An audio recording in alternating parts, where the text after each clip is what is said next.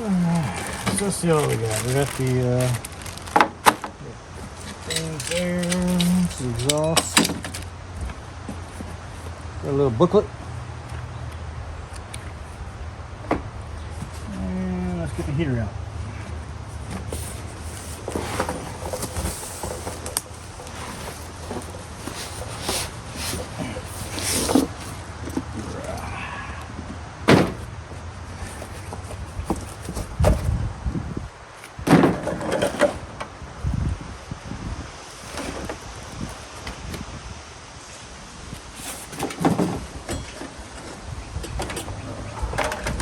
Here we go. So the pipe came kind of squished through here. Exhaust pipe, little intake pipe, and that pipe there got squished, but it's easily formed back. Not a big deal.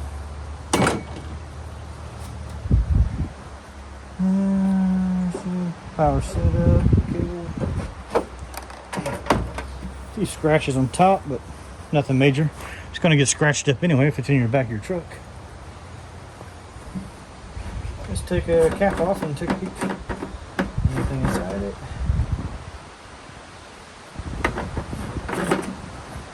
There.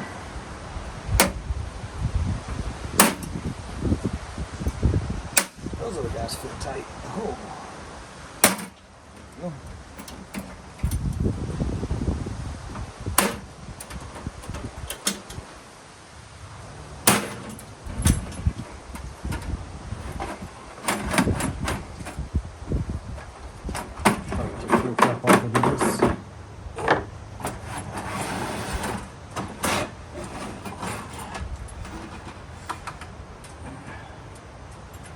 we go. Covers off.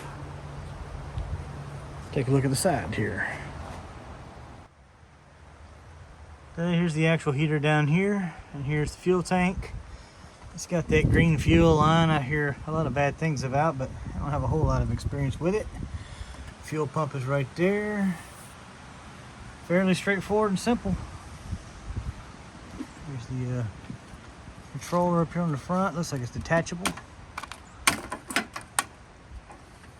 It is. I don't know how much cord it has. It has.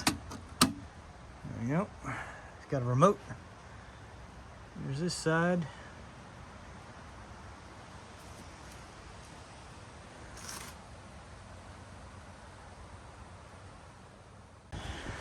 So size-wise, it's definitely a smaller footprint than mine. I can compare them real quick. I'll put them side by side and see. Move stuff out the way. Here, I'll put this guy back on top.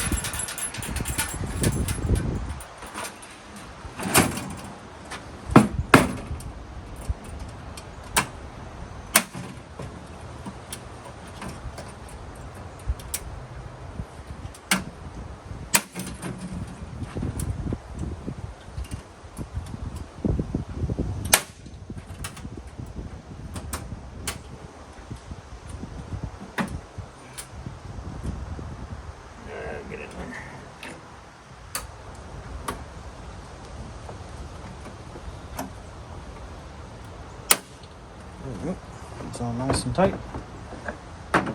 Cap back on.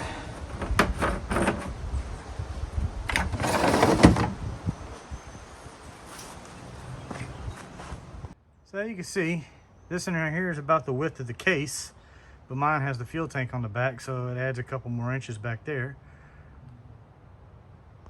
On this side, it's a little bit smaller than mine too, so I can see some benefits to this thing saving a little bit of space.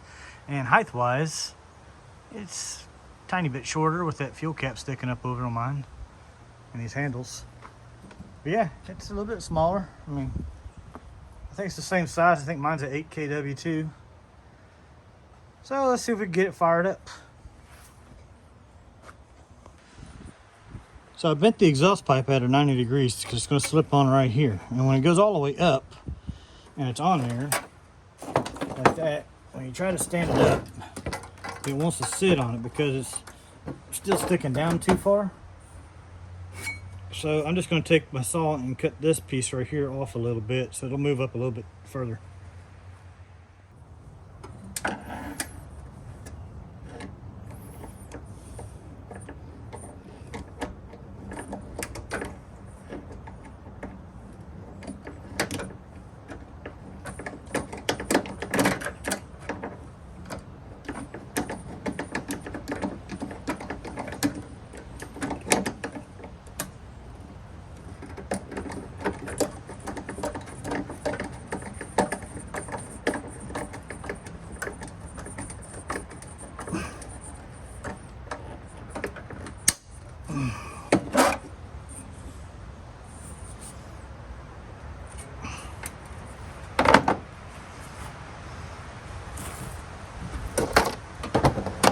Oh, better.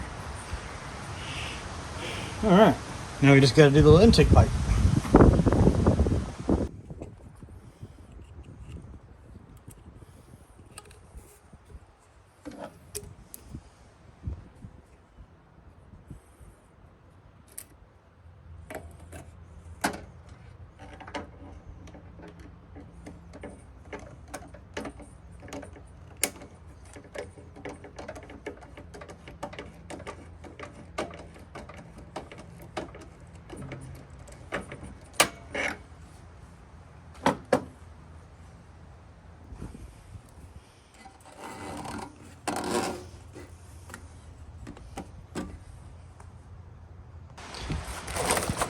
Now, I haven't read or looked at any of the instructions in that book yet. That book's still sitting over there. I'm just kind of winging it the way I do stuff.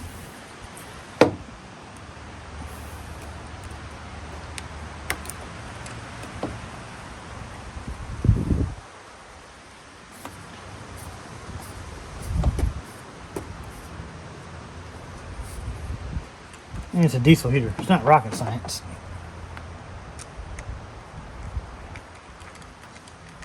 This is the intake. You want to have it as far away from that exhaust pipe as you can, so I figured routing it back here, and there's a nice little cutout right here.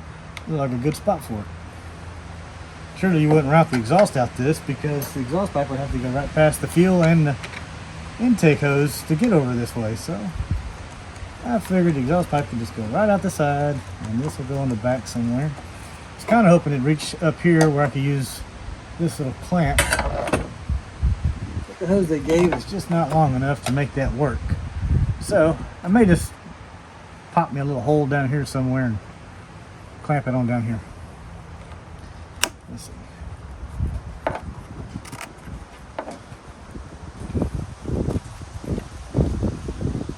We could do that.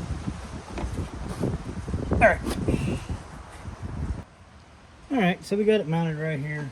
It kind of squishes this pipe a little bit, so I didn't want to tighten it all the way up. We'll just leave it like it is. Now the exhaust comes with this little bracket right here, and you get another little clamp. You don't want to mount this to the wall anywhere because your fuel tank is right here, because these little screws are going to dig into your fuel tank or your heater. So the only really place you could put it was down low, and honestly this little tube right here is stiff enough that, I mean, you really don't need to put anything on there. In my opinion, it's going to be fine. You just want to make sure it's aiming away from everything so you don't get a bunch of exhaust fumes in your intake or anything like that. Be aware of which way the wind's blowing. So if you got it aiming over here and the wind's blowing right toward that thing, and you know, it's got to be higher up too. So I think it'll be just fine like this.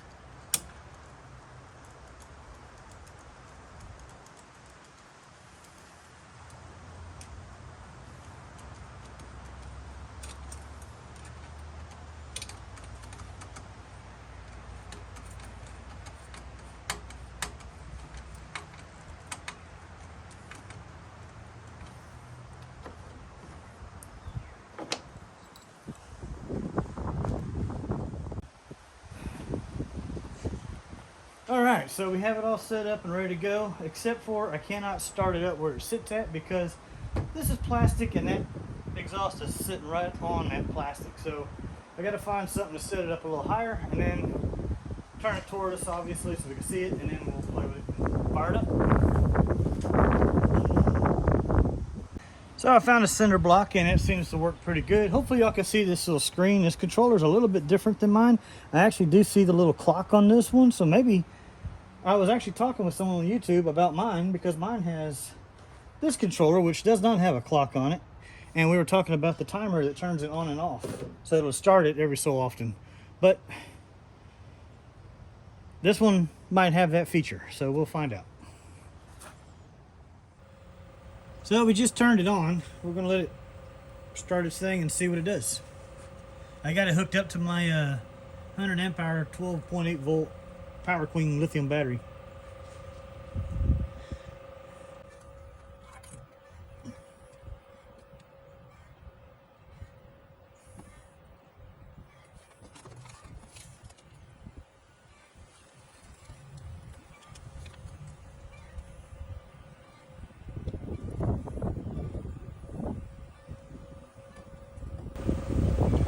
smoke kicking on.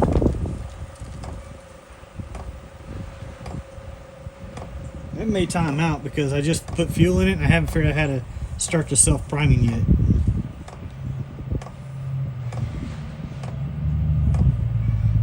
Oh, got smoke coming out.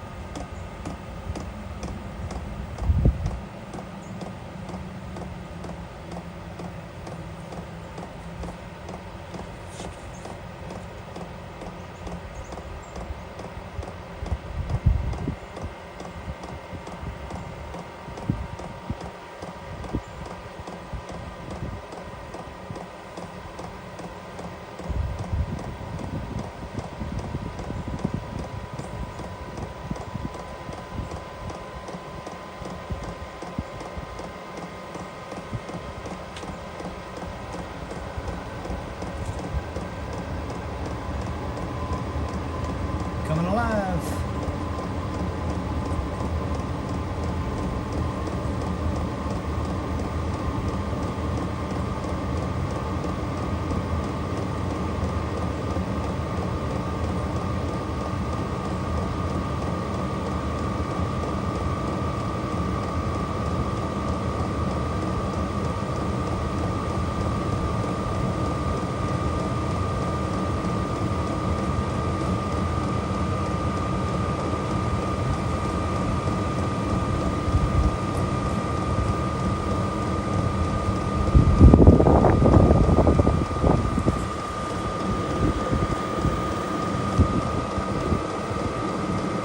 Some heat.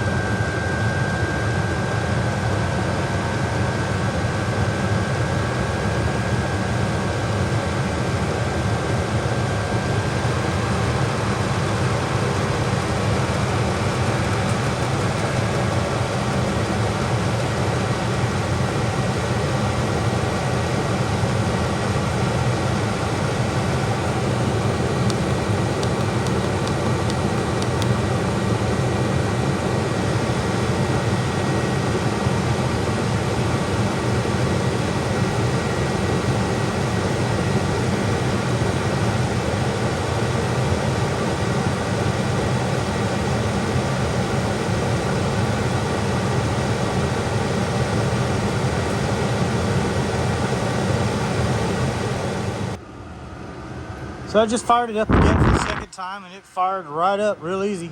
No issues. The little manual's kind of hard to understand. It's got like different remote controls in there that you can look at on how to use them, but it fired right up. I didn't have to prime it or nothing. It just fired right up. And like I said, this is the second time running it. It fired right up. It's putting out really good heat. And they're going to be a good little buy. So if you're looking for a good little diesel heater, check that one out.